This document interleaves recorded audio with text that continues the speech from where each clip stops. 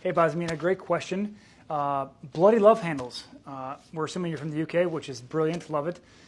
So the bloody love handles right here, right? This is insulin, okay? This is blood sugar dysregulation. This is insulin resistance. So that's going to be anger and irritation specifically, okay? When you think about the abdomen and the torso here, this is cortisol, okay? Cortisol doesn't have specific emotions related to it, but this is just stress in general. So you could take any one of the rest of these and apply it to this, and maybe a composite of several of them. If you got junk in your trunk, back here, this is estrogen. So hips and buttock are estrogen. That's related to something affecting or decreasing the amount of joy and satisfaction you have in life.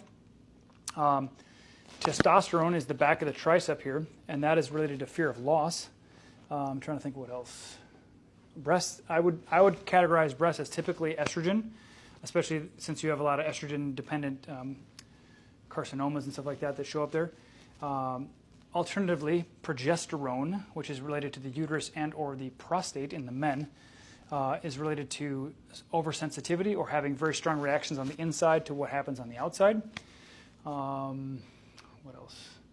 Those are the primary ones related to weight gain. So if you have any other specific questions, let us know. I know that one other gal had a question about upper back fat, like on the bra line.